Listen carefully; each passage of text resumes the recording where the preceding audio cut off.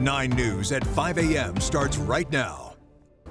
We start the 5 o'clock hour with continued coverage of that massive fire that sparked at an apartment complex on Friday night. It was a new apartment complex called Harker Heights that was being built near Leedsdale Drive and South Forest Street. More than 150 firefighters battled the flames for many hours. One firefighter suffered a minor shoulder injury and was treated and released from the hospital. Denver Fire says the fire is unlike anything the city has seen in decades, with parts of the building collapsing. Since the fire sparked, crews have been on scene throughout the weekend, taking down hotspots. Firefighters say air quality is still a concern for anyone nearby. Thanks for joining us. I'm Corey Rose. And I'm Jordan Chavez. This is a huge fire that happened on Friday. If you are taking Leedsdale as part of your morning commute, you might want to plan a different route. The ongoing fire response is still having an impact on traffic. Our Courtney Yoon is live at the scene this morning. Courtney, how are things looking this morning? Hey, good morning, Jordan and Corey. So there is one lane of Leedsdale Drive that is shut down right now, but two-way traffic is still being allowed through the area. I do want to give you a look at what the scene of the fire looks like right now. I'm going to have my photojournalist Alex Dickey show you. You can see here, firefighters are still on scene. Like you guys said, they worked on this fire all weekend long, and they're still here. You can see that they're spraying water still on the fire. There's still firefighters here on scene as well as police.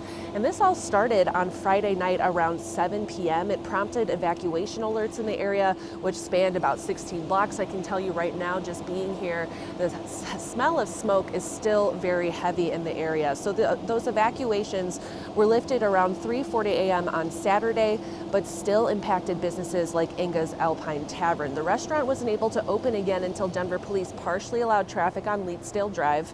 Co-owner of Inga's Tony McNabb says they haven't been able to take credit cards as they wait for phone and internet lines to be restored. He also canceled his usual Saturday live entertainment and missed morning crowds. McNabb says there was a lot of chaos this weekend, but he trusted that firefighters would stop the fire from spreading. They were spraying down Sherwin-Williams to protect that building. So I assumed if it would have moved more west, they would have probably tried to do the same thing for us. You know, Sherwin-Williams being a paint store, who knows what's in there.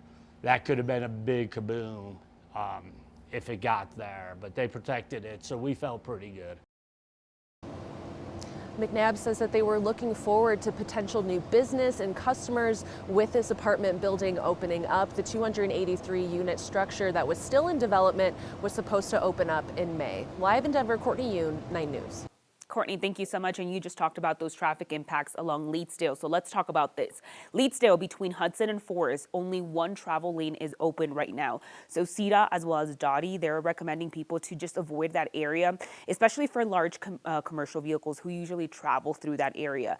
Best alternate routes for you if you really have to take that area, it's Colorado Boulevard, Evans, Alameda, as well as Quebec Street. This is going to cause a headache for a lot of folks, especially for that Monday morning drive. Your overall drive right now, if you're heading out the door, you could see a lot of green on your screen, not tracking any slowdowns, no delays this morning. So zooming into 225 real quick. If you're heading from I-70 heading into I-25, you're only looking at a 10-minute drive with those speed times clocking in at 69 miles per hour. So I do want to give you a live look right now from 225 and Colfax from both directions on those south and northbound lanes. You can see traffic is just moving through, not seeing any slowdowns this morning.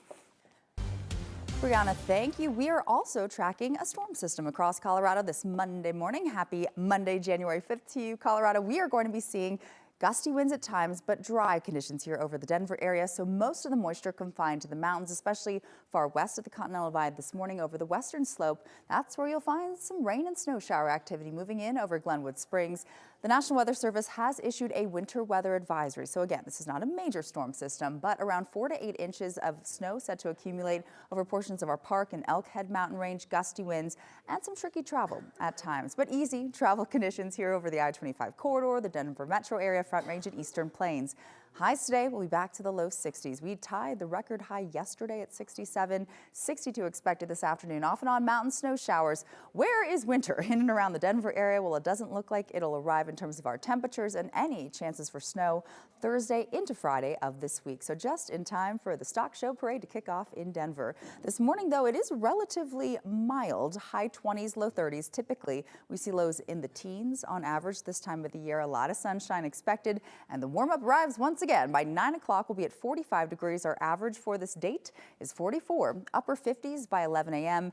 and daytime highs in the low 60s. Breezy but dry again for Tuesday. Highs will be around 60 degrees, lows above freezing. Wednesday afternoon still mild, but as mentioned, we are bracing for our next storm system. That'll bring us the good chance for seeing some cooler weather and also a little bit of snow, Jordan, on Thursday afternoon into Friday morning. Katie, my jaw's on the floor that we were still talking about 60-degree temperatures. All right, thank you. Well, roughly 15 people are out of their homes after an apartment fire in Lakewood. This happened yesterday afternoon on West Maple Place, that is south of Highway 6 and west of Union Street. West Metro Fire says that one resident was taken to the hospital, but they are expected to recover. Firefighters also rescued a couple of pets. The Red Cross is helping people displaced by the fire, and the cause is under investigation. Meanwhile, Adams County firefighters responded to 2 structure fires over the weekend. The first happened early Saturday morning, just after 6:20 in the area of East 78th Avenue and Cleveland Street. Crews were initially called out for a grass fire, but when they arrived, they found a motorhome fully engulfed in flames. 2 people were taken to a local hospital in critical condition. It is unclear how they're doing this morning. The cause of the fire is under investigation. Adams County firefighters also responded to a mobile home fire Saturday night just after 8:30 in the area of West 68th Avenue and Ruth Way. Crews were able to put that fire out pretty quickly. Now, during the search, they rescued all 5 puppies inside the home. Fire investigators say that everyone made it out safely. 1 person is dead and 3 others hurt after a shooting in Denver on Saturday night. Officers responded to shots fired just after 10:40 near South Galena Street and East Hampton Avenue. A 16-year-old boy was killed. 3 men ages 26, 29, and 33 were taken to the hospital. 1 remains in critical condition. Denver police say the shooting involved a group celebrating the capture of Venezuela's president. No suspects are in custody. The shooting is under investigation. Venezuelan leader Nicolas Maduro is scheduled to make his first court appearance in New York City today after the United States captured him in a surprise attack over the weekend. As he prepares to face a judge, the Trump administration is changing its stance on who will run that country. Saturday, President Trump said several times that the U.S. would control the country. And then yesterday, when asked who specifically will be in charge, Secretary of State Marco Rubio said something different. So is it you? Is it Secretary Hegseth? Who are those people who will be running the country specifically? Well, it's not running, it's running policy. The policy with regards to this. We want Venezuela to move in a certain direction because not only do we think it's good for the people of Venezuela, it's in our national interest. Rubio says that the U.S. is going to continue to enforce an oil quarantine that was already in place on sanctioned tankers. His wording seems to be an attempt to temper concerns that the military action could lead the U.S. into another prolonged foreign intervention or failed attempt at nation building. Rubio suggested the U.S. would give Maduro's subordinates time to govern.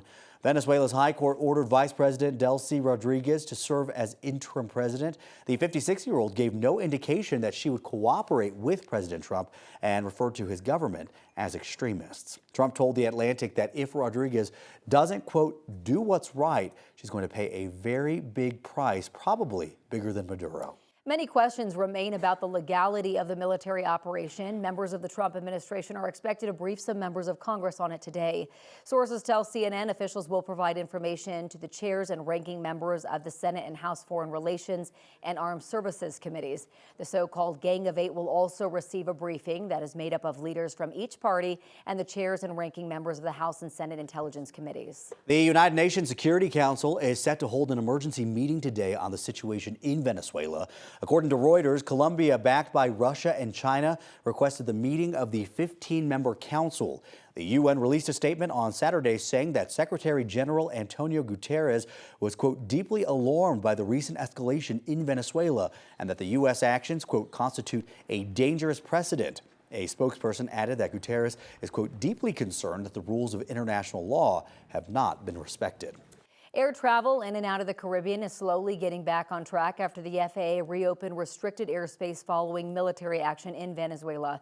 When the U.S. captured the Venezuelan president, it raised security concerns across the region. The FAA temporarily blocked flights from crossing Venezuelan airspace, forcing airlines to cancel hundreds of flights during a busy holiday travel period.